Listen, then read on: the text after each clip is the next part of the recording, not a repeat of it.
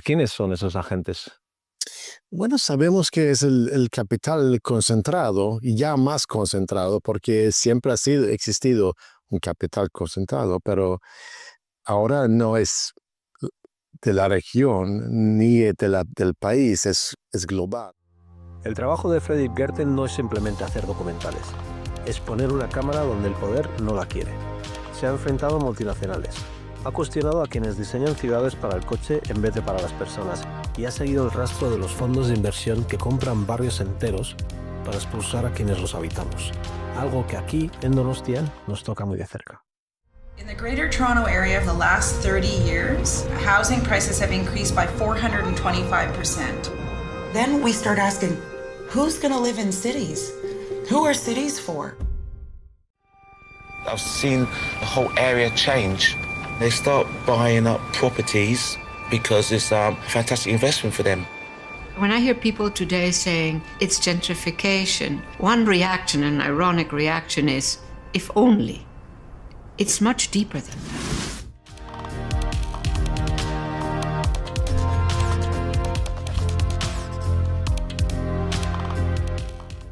Fredrik Gertten, nuestro primer invitado en Donostia Rock, un podcast para hablar de la realidad de la ciudad, mucha realidad que muchas veces nos sale en los medios. Muchísimas gracias por estar aquí.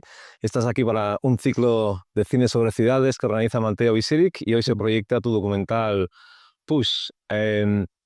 Es uno de tus muchos documentales, has hecho muchos muy importantes, siempre desde la lucha social contra el establishment, me atrevo a decir, y quizá el que más me llamó la atención, además de Push, fue Bananas, en el que acabaste enfrentándote al gran establishment, en el que se hizo una campaña que manipulaba la situación para que pareciera que era como un pequeño documentalista contra el sistema, cuando en realidad era la libertad de prensa y de la ciudadanía frente al grande. 10 años después, Push, sobre las ciudades. ¿Qué fue? ¿Ves una conexión entre el trabajo que hiciste con Bananas y aquella lucha y la de las ciudades? Sí, creo que, bueno, el documental de Bananas, yo seguía a un grupo de bananeros que demandaron a esa frutera, la más grande del mundo, Dole Food Company, Sí. por el uso de una pesticida que les dejaron estériles. Y después, cuando iba a estrenar esta película, Dole Food Company me demandaron con mucha fuerza. Entonces, y no solamente era de abogados, pues son los mismos abogados que ahora han demandado a Greenpeace en Estados Unidos, entonces es un grupo muy agresivo. Pero también me atacaron con prensa, con comunicación estratégica. Había gente que contactaron a todos los periodistas que me entrevistaron. Había gente escribiendo notas en internet, me llegó letras anónimas, era una campaña muy organizada. Y después de eso yo pensaba que es interesante que la gente con más poder tiene una técnica de mover el foco. Dole usaba una pesticida, dejaron a los trabajadores estériles. Claro que no querían que hablamos de eso, que ellos tratan a sus trabajadores mal. Entonces empezaron a mandar una historia a la prensa que un documentalista sueco ha hecho un error. Que yo no había hecho tampoco. Pero eso de mover el foco es una técnica que usan siempre. Y porque después de esta película hizo un que se llama Bike versus Cars, Bicicletas versus Coches, que también trata de cómo el lobby cambió las ciudades con el coche privado. Y siempre con un mensaje que está mejorando nuestras vidas, ¿no? Pero al mismo tiempo crearon un caos que... Entonces, y después de eso yo quería entender por qué suben los precios, el costo de vida, las rentas. Y yo encuentro que son las mismas personas que están atrás de eso también, ¿no? Y yo quería entender las tácticas y técnicas, pero también ellos no quieren que hablamos de eso. Y prefieren que hablamos de inmigrantes o de otra cosa, ¿no? Es como mover el foco, como el Trump es un experto de mover el foco. Sí. Entonces yo pienso que si si queremos cambiar nuestras ciudades, necesitamos enfocarnos en hablar de las cosas que importan, como el costo de vivienda.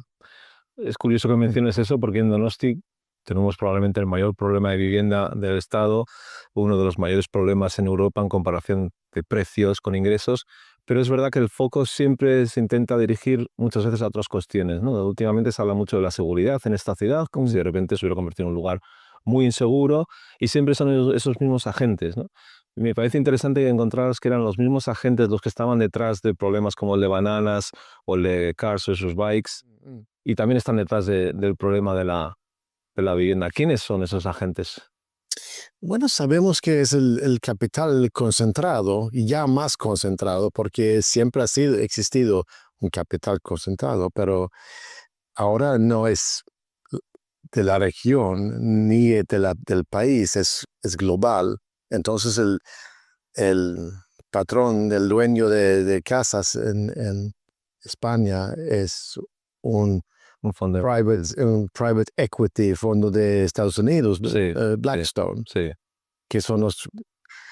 Y para ellos, los que invierten su dinero, que son los más ricos del mundo, que invierten su dinero con Blackstone, lo dejan jugar con Blackstone, ellos no saben, no tienen idea de dónde juega su dinero, a dónde destruye su dinero. El impacto negativo de eso. Claro, es como, por lo menos si hay un dueño de casa de un edificio aquí de Donostia, él tal vez también es en favor de la Real Sociedad. Pero, entonces, son parte de la comunidad, tal vez con él por lo menos puedes hablar y decir que podemos arreglar algo, podemos hacerlo un poco mejor. Pero con un fondo de buitre no puedes hablar, porque yo tengo algo en Donostia, no sabía. Es como la distancia es loco, ¿no? ¿Sabes qué ha ocurrido en Donosti? A veces, cuando presentan una nueva promoción de pisos de lujo, los que presentan la promoción son exfutbolistas. Entonces intentan juntar, ¿no? Para que la gente diga, mira, es uno de los nuestros, ¿no? Puede ser tan malo, pero en realidad detrás está pues esa desconexión, esa inversión que viene de lejos, ¿no?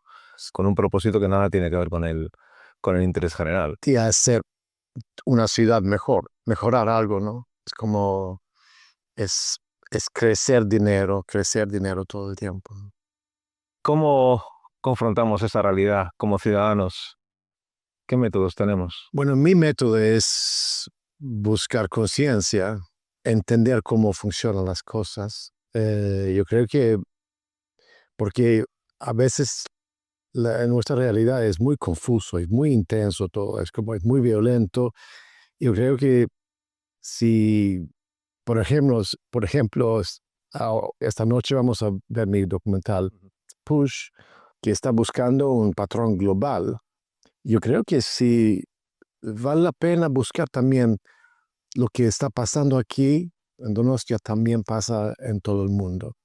Y cuando identificas esos patrones, tú encuentras un lenguaje para discutir y para cambiar.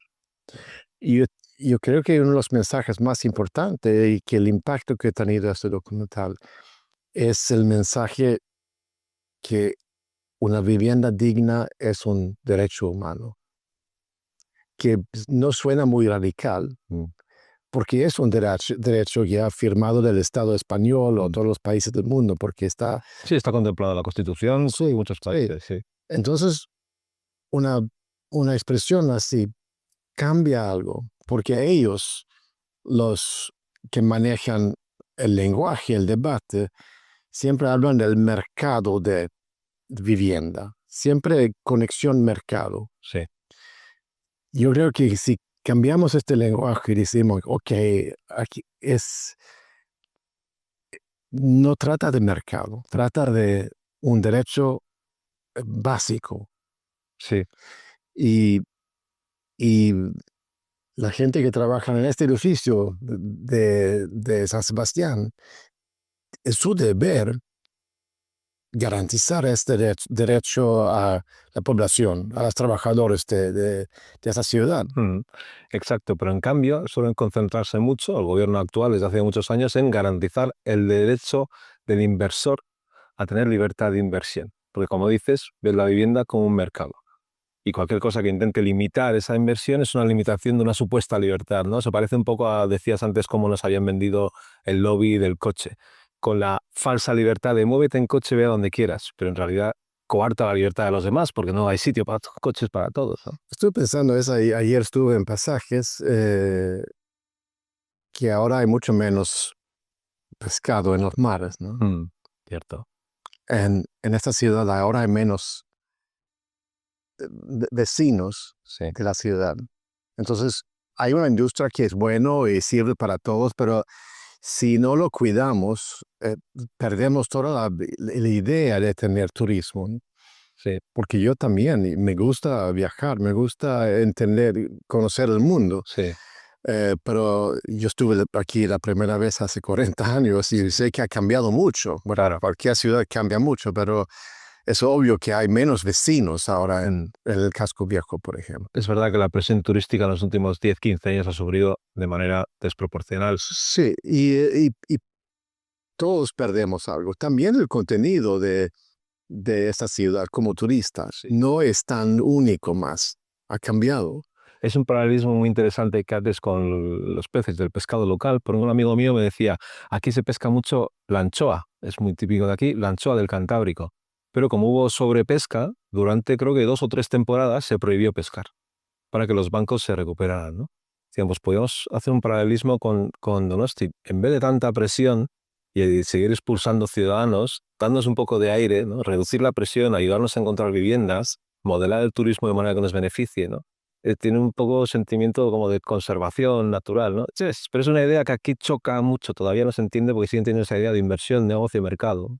Bueno, claro que es complicado porque las inversiones no solamente son de los Blackstones, también hay gente local que tiene 2 o 3 o 4 o 5 apartamentos que gana mucho dinero, hay familias que viven de eso.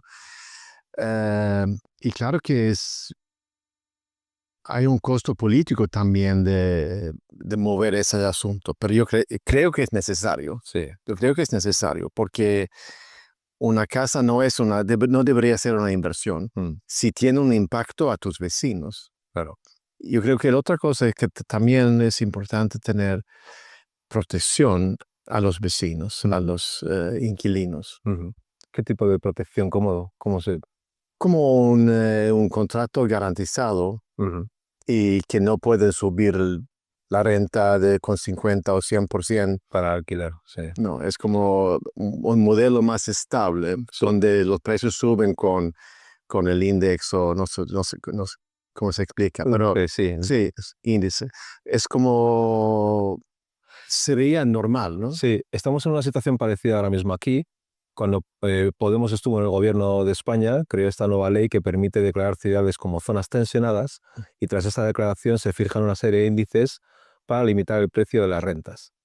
E incluso antes de que se aplique, porque ya se ha declarado como zona tensionada Donosti, pero aún no se han aplicado los índices, lleva más de un año de campaña el gobierno y sus medios asociados asustando a todo el mundo, diciendo que ya no se va a poder alquilar y demás. Y el efecto ha sido que la gente ha retirado del mercado de alquiler sus viviendas y entonces el gobierno acusa a esa ley, a la aplicación de esa ley, de reducir la oferta de alquiler.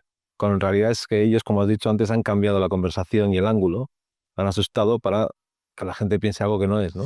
No, claro que es complicado y seguro que la gente que están concejales aquí también tienen familias que tienen 2 o 3 o 5 apartamentos o tal vez la gente que apoya sus campañas tienen miles de apartamentos. Es como hoteles o cosas que... Sí. Claro que la política no es una zona totalmente aislada, ¿no? Tiene mucho contacto con la sociedad, y bueno y malo. Sí. Porque también hay que decir que es normal, entre comillas, que una familia pueda tener 1 o 2 viviendas, porque al final, económicamente, las clases trabajadoras y clases medias, su modo de ahorro natural suele ser el tener una vivienda y eso es normal, entre comillas.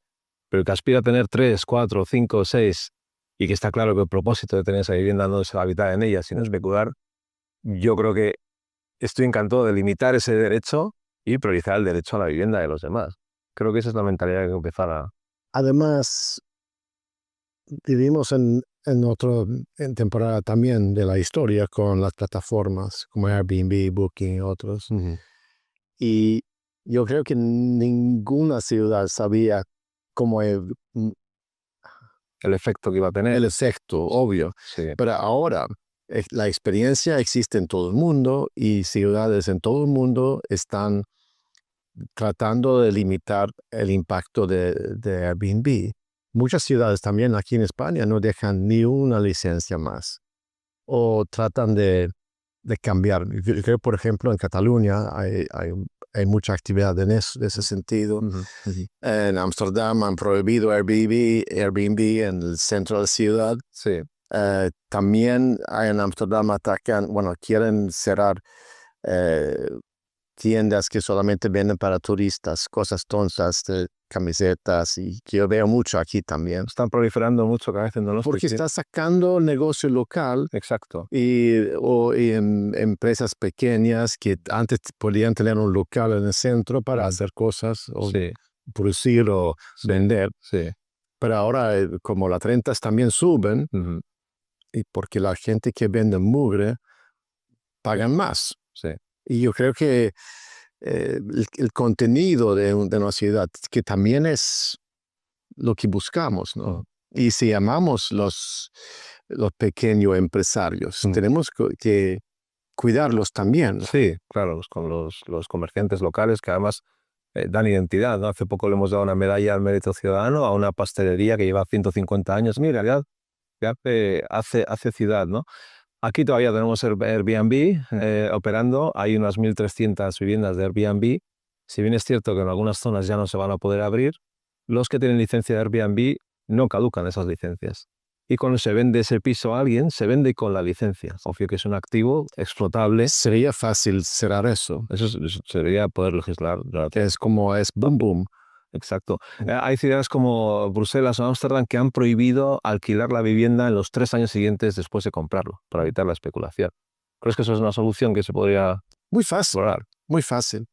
La política también trata de técnicas y obvio también comunicar por qué, pero no es imposible. Y yo creo que San Sebastián debería hablar con otras ciudades del mundo y aprender. Sí, aprender de sus experiencias y edificar, ¿no?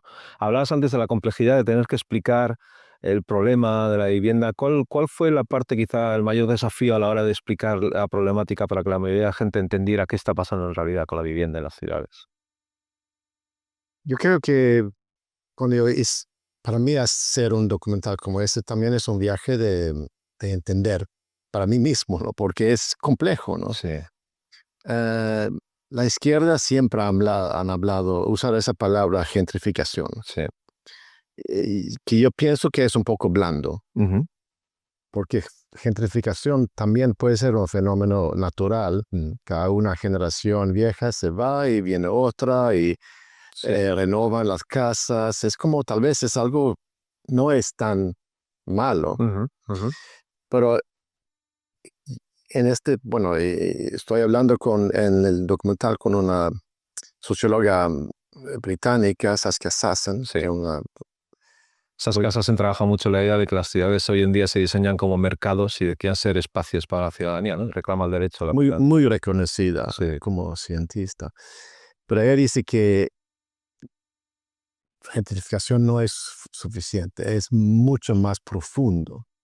La energía de este nuevo método de entrar en la ciudad es mucho más grave. Por eso hemos visto, por ejemplo, en Lisboa, como en 5 años ha cambiado todo. Hablé con un señor en el centro de Lisboa que en esta calle había 250 familias, ahora quedan 4, en 5 años.